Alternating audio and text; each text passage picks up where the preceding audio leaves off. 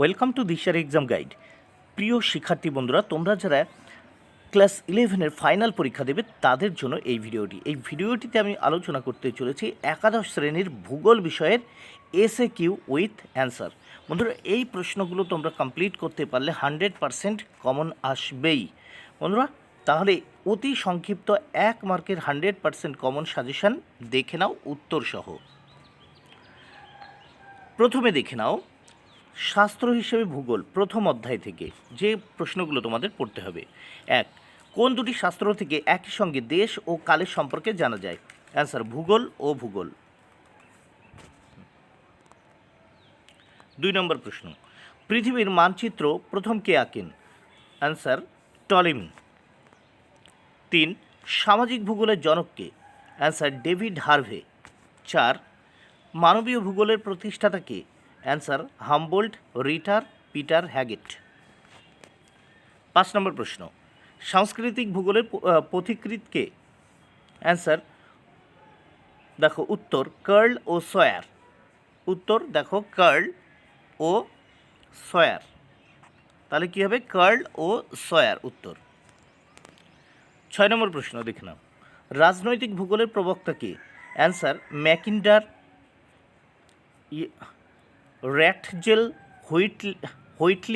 হুইটলেসি প্রমুখ ব্যক্তি। দেখো ম্যাকিন্ডার, র্যাটজেল, বন্ধুরা এখানে র্যাটজেল হবে, রয় যে হলো আকার ট, র্যাটজেল এবং হুইটলেসি প্রমুখ ব্যক্তি। কসমস গ্রন্থটি কে লিখেছেন? অ্যান্সার হামবোল্ট, 1769 থেকে 1859 খ্রিস্টাব্দে।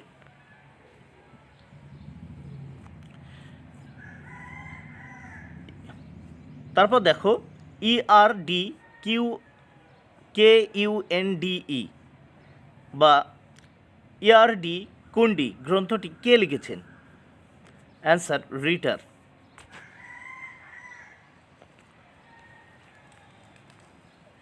নেচার অফ জিওগ্রাফি গ্রন্থটি কে লিখেছেন? হার্টশ। 10 নম্বর প্রশ্ন, ডিকশনারি অফ জিওগ্রাফি গ্রন্থটি কে লিখেছেন? Answer dazzle stamp. 11 নম্বর প্রশ্ন, ভৌগোলিক তথ্য ব্যবস্থাকে সংক্ষেপে কী বলে? Answer GIS। 12 নম্বর প্রশ্ন দেখে নাও, পেডোলজি কী বিষয়ে আলোচনা করে? অ্যান্সার মৃত্তিকা। বন্ধুরা এটি কিন্তু তোমরা লিখবে মৃত্তিকা। মৃত্তিকা, এখানে মুত্তিকা লেখা হয়ে গেছে, মুক্তিকা লেখা হয়েছে, এখানে কিন্তু তোমরা পড়বে মৃত্তিকা। এরপর দেখে নাও, ভূগোলের জনক কাকে বলা হয়? অ্যান্সার এরাটোস্থেনিসকে। 14 নম্বর প্রশ্ন, রিমোট সেন্সিং কি? অ্যান্সার ভূপৃষ্ঠের কোনো একটি স্থানের তথ্য সরাসরি কাছে না গিয়ে দূর থেকেই সংবেদন যন্ত্রের মাধ্যমে আহরণ করাকে বলা হয় দূর সংবেদন বা রিমোট সেন্সিং। 15 নম্বর প্রশ্ন দেখে নাও, GIS কি? অ্যান্সার বর্তমানে তথ্য প্রযুক্তির যুগে আমরা ভূগোলে শুধু প্রাকৃতিক নয়, আঞ্চলিক এবং অর্থনৈতিক বিষয়ে সঠিক তথ্য পেয়ে থাকি শুধুমাত্র GIS বা জিওগ্রাফিক্যাল ইনফরমেশন সিস্টেম দ্বারা। 16 নম্বর প্রশ্ন, GPS কি? অ্যান্সার গ্লোবাল পজিশনিং সিস্টেম হলো পূর্ণ ক্ষমতার স্যাটেলাইট নেভিগেশন সিস্টেম। এর মাধ্যমে মাটিতে, সমুদ্রে অথবা আকাশে দিক নির্ণয় এবং নিখুঁতভাবে অবস্থান নির্ণয় করা যায়। এবার দেখে নেব আমরা প্রাকৃতিক ভূগোলের নীতিসমূহ, দ্বিতীয় অধ্যায় থেকে যে প্রশ্নগুলো পড়তে হবে। অ্যাস্থেনোস্ফিয়ার কি? অ্যান্সার দেখে নাও, অ্যাস্থেনোস্ফিয়ার একটি গ্রিক শব্দ যার অর্থ দুর্বল মণ্ডল এবং ভূপৃষ্ঠ থেকে প্রায় 60 থেকে 200 কিমি অভ্যন্তরে গুরুমণ্ডলের উপরের স্তরে যে থকথকে, সান্দ্র এবং প্লাস্টিকের মতো দুর্বল স্তর রয়েছে তাকে বলা হয় অ্যাস্থেনোস্ফিয়ার বা ক্ষুব্ধমণ্ডল। 2 নম্বর প্রশ্ন, বেনি অফ জোন কি? অ্যান্সার দুটি পাত পরস্পরের কাছে এলে একটি অপরটির নিচে চলে যায় এবং এরূপ অনুপ্রবেশ চলতে থাকায় কালক্রমে ভূগভীরে প্রবেশ করে ঘর্ষণজনিত কারণে ও গুরুমণ্ডলীয় উত্তাপের সংস্পর্শে গলে গিয়ে গুরুমণ্ডলে অন্তর্ভুক্ত হয়। এরূপ ভূমিকম্পপ্রবণ ঢালু পাত সীমানাকে বেনি অফ জোন বলে। 4 নম্বর প্রশ্ন, প্রতিবিধান তল কি? অ্যান্সার ভূত্বকের নিচের স্তরে এমন একটি তল আছে যেখানে পদার্থ সমপ্রকৃতির এবং প্রত্যেক ভূত্বকীয় স্তম্ভ সেখানে সমান চাপ প্রয়োগ করে। প্রাট এই তলকে প্রতিবিধান তল নামে অভিহিত করেছেন। 5 নম্বর প্রশ্ন, সাবডাকশন জোন কাকে বলে? অ্যান্সার, মহাদেশ মহাসাগরের সীমান্ত বরাবর মহাসাগরীয় প্লেট মহাদেশীয় প্লেটের তলায় ঢুকে যাওয়ার স্থানে সীমান্ত বরাবর গভীর গহ্বরের সৃষ্টি হয়, একেই সাবডাকশন জোন বলে। এবার দেখে নেব 6 নম্বর প্রশ্ন, রেপত্তি বিযুক্তি রেখা কাকে বলে? অ্যান্সার, বহিঃগুরুমণ্ডল ও অন্তঃগুরুমণ্ডলের মাঝে যে বিযুক্তি তল লক্ষ্য করা যায় তাকে ভূবিজ্ঞানী রেপিটটির নামানুসারে বলা হয় রেপিটটি বিযুক্তি রেখা। 7 নম্বর প্রশ্ন, গুটেনবার্গ বিযুক্তি রেখা কাকে বলে? অ্যান্সার, গুরুমণ্ডল ও কেন্দ্রমণ্ডলের মাঝে যে বিযুক্তি তল লক্ষ্য করা যায় তাকে উইশার্ট ও গুটেনবার্গ এর নামানুসারে বলা হয় উইশার্ট গুটেনবার্গ বিযুক্তি রেখা। 8 নম্বর প্রশ্ন, ক্রোফেসিমা ও নিফেসিমা কি? অ্যান্সার, বহিঃগুরুমণ্ডল মূলত ক্রোমিয়াম, লোহা, সিলিকা ও ম্যাগনেসিয়াম দ্বারা গঠিত বলে এদের প্রথম অক্ষরগুলিকে যুক্ত করে বলা হয় ক্রোফেসিমা, এবং অন্যদিকে নিকেল, লোহা ও সিলিকা ও ম্যাগনেসিয়াম দ্বারা গঠিত বলে এদের প্রথম অক্ষরগুলিকে যুক্ত করে বলা হয় নিফেসিমা। 9 নম্বর প্রশ্ন, কত সালে JOIDES সংস্থা গ্লোমার চ্যালেঞ্জার জাহাজের সাহায্যে মধ্য আটলান্টিক অঞ্চল থেকে সামুদ্রিক অবক্ষেপ ও সমুদ্রতলের পৃষ্ঠশিলা সংগ্রহ করে বয়স নির্ধারণ করে? 1968 সালে। এবার দেখে নাও নিফে কি?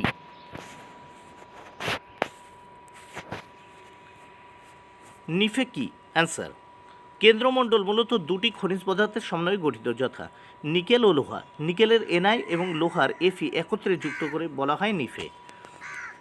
11, মেলাঙ্গে কি? অ্যান্সার, দুটি মহাসাগরীয় পাতের সংঘর্ষজনিত কারণে সমুদ্র খাতের সৃষ্টি হলে সেই খাতে ভেঙে যাওয়া পাতের টুকরো, আগ্নেয় পদার্থ প্রভৃতির সমন্বয়ে এক প্রকার মিশ্র পদার্থের সৃষ্টি হয়, একেই বলা হয় মেলাঙ্গে। ত্রিপাত সংযোগ কি? অ্যান্সার, যে পাত সীমানা বরাবর তিনটি পাত এসে মিলিত হয়ে ওয়াই আকৃতির ন্যায় নির্দেশ করে একেই প্রধানত বলা হয় ত্রিপাত সংযোগ। যেমন আন্টার্কটিকা, নাজকা ও প্রশান্ত মহাসাগরীয় পাতের সংযোগ স্থলে এইরূপ ত্রিমুখী সংযোগ দেখা যায়। 3 নম্বর প্রশ্ন, মেলাস কি? মহীখাতের অবশিষ্ট অংশে ভঙ্গিল পর্বতের ক্ষয়জাত পদার্থের সঞ্চয়কে বলা হয় মেলাস। বন্ধুরা, এটি 13 নম্বর প্রশ্ন। এবার দেখো 14 নম্বর প্রশ্ন, ভূত্বকের শিলার ও পৃথিবীর গড় ঘনত্ব কত? অ্যান্সার, 2.8 গ্রাম পার ঘনসেমি ও 5.517 গ্রাম পার ঘনসেমি। 15 নম্বর প্রশ্ন, ভূমিকম্পের কেন্দ্র থেকে পৃথিবীর অভ্যন্তরে যে সকল তরঙ্গ ছড়িয়ে পড়ে তাদের কি বলে? অ্যান্সার, দেহ তরঙ্গ। 16 নম্বর প্রশ্ন, যে তরঙ্গ ভূমিকম্প কেন্দ্র থেকে প্রথম ভূপৃষ্ঠের উপকেন্দ্রে এসে পৌঁছায় তাকে কি বলে? অ্যান্সার, প্রাথমিক তরঙ্গ। এর গতিবেগ 4 কিমি পার সেকেন্ড।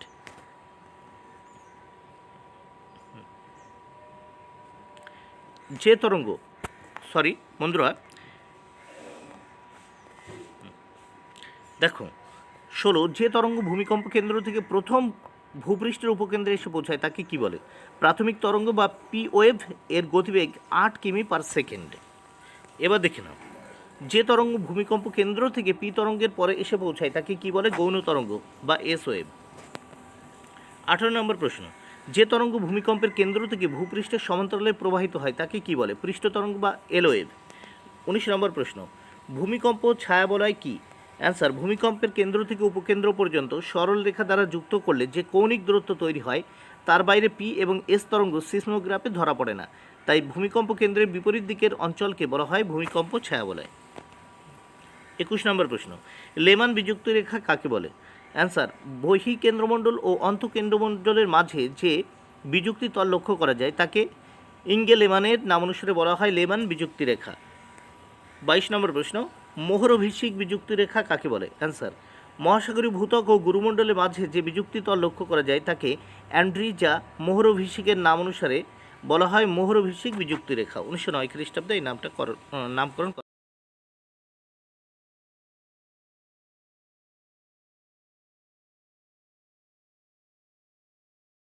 পশ্চিম অস্ট্রেলিয়ান স্রোত। এবার দেখে নেব জীবমণ্ডল 4th অধ্যায় থেকে। খাদ্য পিরামিড কাকে বলে? বাস্তুতন্ত্রের মধ্যে খাদ্য ও খাদক সম্পর্কের উপর ভিত্তি করে পুষ্টির গঠন ও খাদ্যের যোগান ব্যবস্থাকে পরপর ক্রমপর্যায়ে সাজালে যে পিরামিড তৈরি হয় তাকে খাদ্য পিরামিড বলে। 2, জীবভর পিরামিড বলতে কি বোঝো?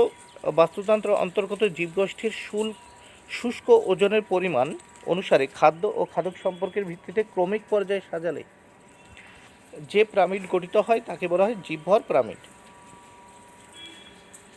3 শক্তির পিরামিড কাকে বলে? অ্যান্সার, বাস্তুতন্ত্রের অন্তর্গত জীবগোষ্ঠীকে তাদের দ্বারা অর্জিত শক্তির পরিমাণ অনুসারে খাদ্য খাদক সম্পর্কের ভিত্তিতে ক্রমিক পর্যায়ে সাজালে যে পিরামিড গঠিত হয় তাকে শক্তির পিরামিড বলে। 4 শক্তি প্রবাহ কাকে বলে? বাস্তুতন্ত্র অন্তর্গত উৎপাদক জীবগোষ্ঠীর দ্বারা সৌরশক্তির রাসায়নিক শক্তিতে রূপান্তরিত হয়ে খাদ্য খাদক সম্পর্কের ভিত্তিতে যখন এক দেহ থেকে অন্য দেহে সঞ্চালিত হয় তখন তাকে বলা হয় শক্তি প্রবাহ। 5 খাদ্যজাল কাকে বলে? কোনো বাস্তুতন্ত্রে একাধিক খাদ্য শৃঙ্খল বিভিন্ন প্রজাতির দ্বারা পরস্পর আন্তঃসম্পর্কযুক্ত হয়ে যে জাল গঠন করে তাকে খাদ্যজাল বলে। Green data book and red data book কাকে বলে? যে তালিকায় অবলুপ্তির বিপদ থেকে মুক্ত জীব প্রজাতির উল্লেখ থাকে তাকে গ্রিন ডাটা বুক বলে। অপরদিকে যে তালিকায় ধ্বংসাত্মক বা হানিকর জীব প্রজাতির উল্লেখ থাকে তাকে রেড ডাটা বুক বলে। 7 ইকোক্লাইন কাকে বলে? বিভিন্ন পরিবেশে জীব বিভিন্নভাবে সাড়া দেয়, বাস্তুতন্ত্রভেদে জীবের যে আচরণগত আকারগত তারতম্য লক্ষ্য করা যায় তাকে ইকোক্লাইন বলে। খাদ্য শৃঙ্খল কাকে বলে? বাস্তুতন্ত্র অন্তর্গত খাদ্য খাদক সম্পর্কের ভিত্তিতে উৎপাদক থেকে পর্যায়ক্রমে বিভিন্ন জীবগোষ্ঠীর মধ্যে খাদ্য শক্তির ধারাবাহিক প্রভাবকে বলা হয় খাদ্য শৃঙ্খল।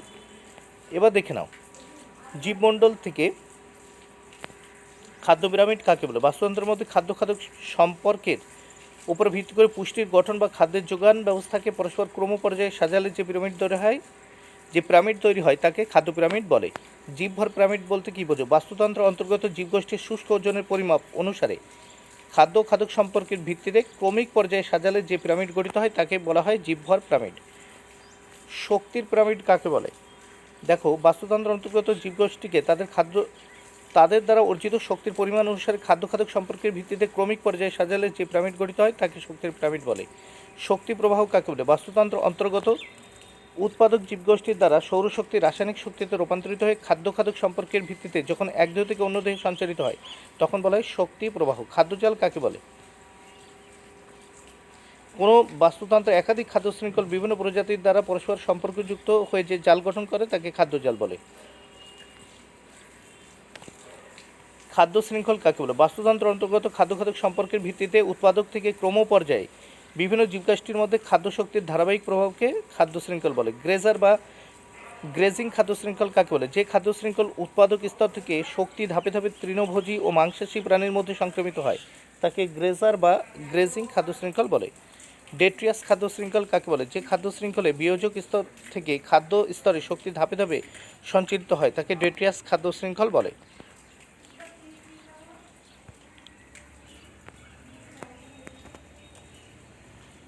ডেট্রিভর কাকে বলে? উদ্ভিদ ও প্রাণীর মৃতদেহ, আবর্জনা, অন্যান্য অর্ধবিয়োজিত জৈব পদার্থকে যে সমস্ত ক্ষুদ্র প্রাণী খাদ্য হিসেবে গ্রহণ করে তাকে ডেট্রিভর বলে। ইকোলজি বা বাস্তুবিদ্যা বলতে কী বোঝো? ইকোলজি শব্দের বাংলা অর্থ বাসস্থান সংক্রান্ত জ্ঞান। শব্দ দুটি ঐকস এবং লোগোস থেকে এসেছে। ঐকসের অর্থ বাসস্থান এবং লোগোসের অর্থ জ্ঞান। জীববিজ্ঞানের যে শাখায় জীব ও পারস্পরিক পরিবেশে আন্তঃসম্পর্ক আলোচিত হয় তাকে ইকোলজি বা বাস্তুবিদ্যা বলে। ডেট্রিটাস কাকে বলে? ছত্রাক, ব্যাকটেরিয়া প্রভৃতি মৃতজীবী জীবাণু অর্থাৎ বিয়োজকরা উদ্ভিদ ও প্রাণীর মৃতদেহ, আবর্জনা, অন্যান্য জৈব পদার্থকে যখন আংশিকভাবে বিয়োজিত করে তখন ওই আংশিক বিয়োজক পদার্থকে বলা হয় ডেট্রিটাস। ইকোলজিক্যাল নিচ কাকে বলে? উৎপাদক স্তর ছাড়া খাদ্য ও বিয়োজকের খাদক সম্পর্কের ভিত্তিতে একটি পুষ্টি স্তরে অবস্থান করে। এরা খাদ্য সংগ্রহ করে থাকে কোনো নির্দিষ্ট অঞ্চল থেকে। কোনো প্রাণীর পুষ্টি লাভের নির্দিষ্ট এলাকাকে ওই প্রাণীর ইকোলজিক্যাল নিচ বলে। তারপর দেখে নাও বায়োম কাকে বলে? কোনো একটি নির্দিষ্ট অঞ্চলে বসবাসকারী জীব সম্প্রদায় ওই স্থানের অজীবজাত উপাদানগুলির মধ্যে পারস্পরিক আন্তঃক্রিয়ায় উদ্ভূত উপাদান সময়ের বিনিময়ে ঘটে যে বাস্তুতান্ত্রিক উপাদান গড়ে ওঠে তাকে বায়োম বলে। 6 ইকোটন বলতে কী বোঝো? পাশাপাশি অবস্থিত দুটি জীবগোষ্ঠীর বাস্তুতন্ত্র যেখানে মিলিত হয় সেই অঞ্চলকে সাধারণত বলা হয় ইকোটন। 17 বাস্তুতন্ত্রের সম্প্রদায় বলতে কী বোঝো? কোনো নির্দিষ্ট অঞ্চলে বসবাসকারী সমস্ত উদ্ভিদ ও প্রাণীগোষ্ঠীর একত্রে বাস্তুতন্ত্রের সম্প্রদায় বলে। বাস্তুতন্ত্রের সম্প্রদায় বলতে কী বোঝো? কোনো নির্দিষ্ট অঞ্চলে বসবাসকারী সমস্ত উদ্ভিদ ও প্রাণীগোষ্ঠীকে একত্রে বাস্তুতন্ত্রের সম্প্রদায় বলে। পুষ্টিস্তর কাকে বলে? বাস্তুতন্ত্রের খাদ্য খাদক সম্পর্কের উপর ভিত্তি করে প্রতিটি খাদ্যের যোগান সংক্রান্ত স্তরকে পুষ্টি স্তর বলে। এবার দেখে নাও সম্পদের বৈশিষ্ট্য কী?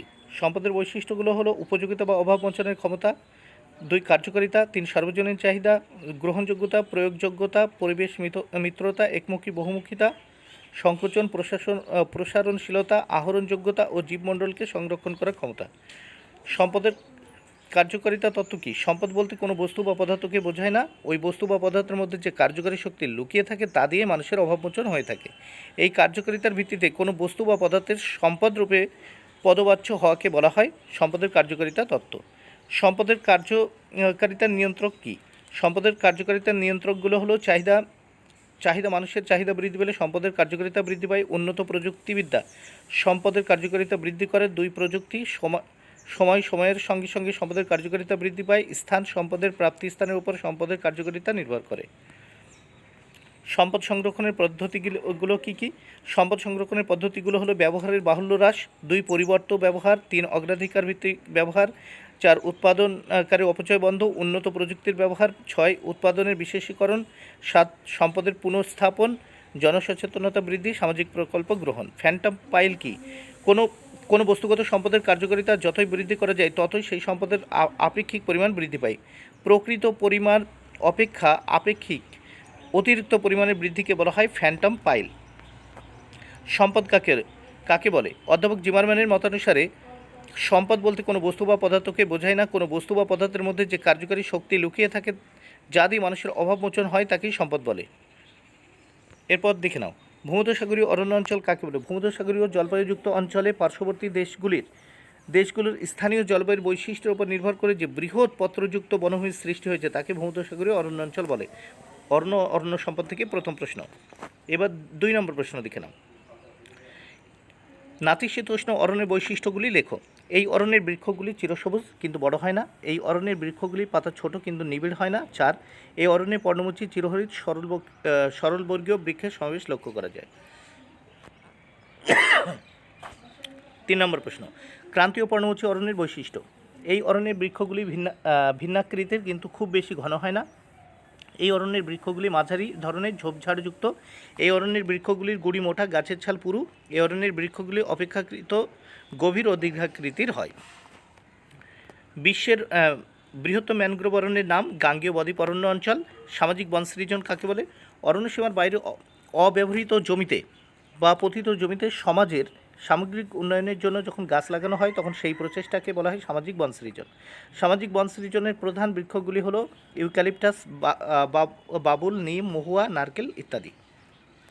কৃষি বন সৃজন, কৃষকের ব্যক্তিগত জমিতে ফসল উৎপাদনের পাশাপাশি কাঠ, সবুজ সার, ওষুধ প্রভৃতি উৎপাদনের উদ্দেশ্যে যে বনভূমি সৃষ্টি হয় তাকে কৃষি বন সৃজন বলে। পৃথিবীর বনভূমির শ্রেণী বিভাগ করো। পৃথিবীর বনভূমিগুলিকে 5 ভাগে ভাগ করা যায়, যথা নিরক্ষীয় চিরসবুজ বা ক্রান্তীয় বৃষ্টি অরণ্য অঞ্চল, 2 মৌসুমী মিশ্র অরণ্য বা ক্রান্তীয় পর্ণমোচী অরণ্য, 3 নাতিশীতোষ্ণ অরণ্য, 4 সরলবর্গীয় অরণ্য, 5 ভূমধ্যসাগরীয় অরণ্য। 8 ক্রান্তীয় পর্ণমোচী অরণ্যের বৃক্ষগুলির নাম। প্রধান বৃক্ষগুলি হলো শাল, সেগুন, মহুয়া, শিমুল, আম, জাম, নিম, চন্দন, বট ইত্যাদি। 9 ভূমধ্যসাগরীয় অরণ্যের প্রধান বৃক্ষগুলির নাম। দেখো, প্রধান বৃক্ষগুলি হলো জলপাই, আঙ্গুর, কমলালেবু, চেস্টনাট, সাইপ্রেস, বার্চ, ল্যাভেন্ডার, জারা ও কারি ইত্যাদি।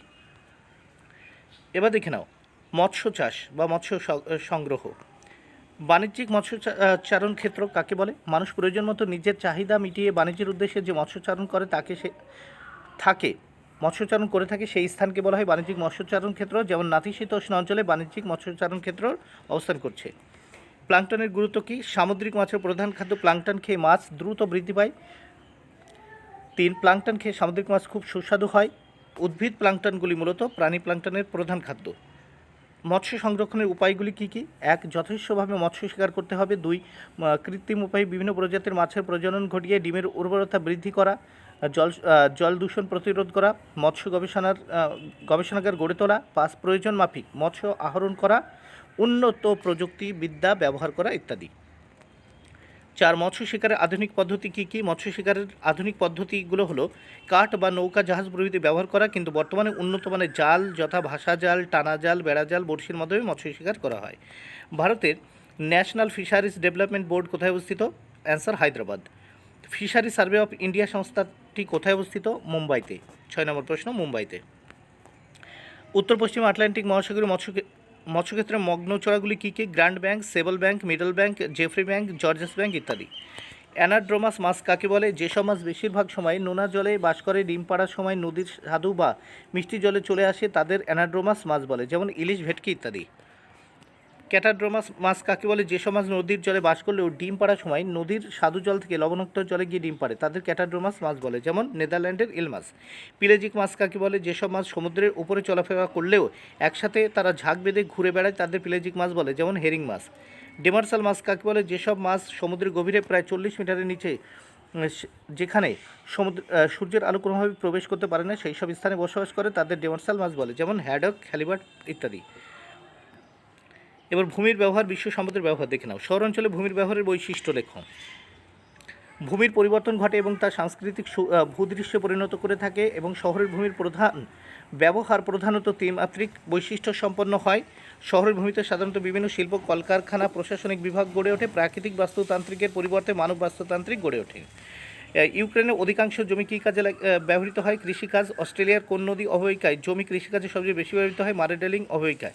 4 প্রেরি তৃণভূমি কোথায় লক্ষ্য করা যায়? উত্তর আমেরিকায়। এবার দেখে নাও ভূমির বৈশিষ্ট্য লেখো। ভূমি হলো সমস্ত উদ্ভিদ ও প্রাণীকুলের আবাসস্থল। 2 ভূমিতে মানুষ শ্রম প্রয়োগ করে ফসল ফলায়। 3 ভূমি থেকে বিভিন্ন খনিজ সম্পদ পাওয়া যায়। 4 ভূমির উপর মানুষ রাস্তাঘাট, ঘরবাড়ি, শিল্পকেন্দ্র গড়ে তোলে। 6 ভূমির ব্যবহারের প্রকারভেদ। কৃষিভূমি, অরণ্যভূমি, খাদ্য সংগ্রহ ক্ষেত্র, পশুপালন ক্ষেত্র, কৃষিক্ষেত্র, খনিজ উত্তোলন ক্ষেত্র, মৎস্য সংগ্রহ ক্ষেত্র। 8 যোগাযোগ ক্ষেত্র। 9 ব্যবসা বাণিজ্য ক্ষেত্র। 10 বিনোদন ক্ষেত্র, শিল্পক্ষেত্র, চারণভূমি ক্ষেত্র। দেখো এবার জলসম্পদ সংরক্ষণ থেকে দক্ষিণ ভারতে মূলত কোন পদ্ধতিতে জলসেচ করা হয়? জলাশয় পদ্ধতি। মেদিনীপুর খালে কোন নদী থেকে জল সংগ্রহ করা হয়? কংসাবতী নদী থেকে। ফারো পদ্ধতি কি? চওড়া নালা থেকে সমান্তরালভাবে আরও অনেক নালা দিয়ে জলসেচ করা হলে তাকে ফারো পদ্ধতি বলে।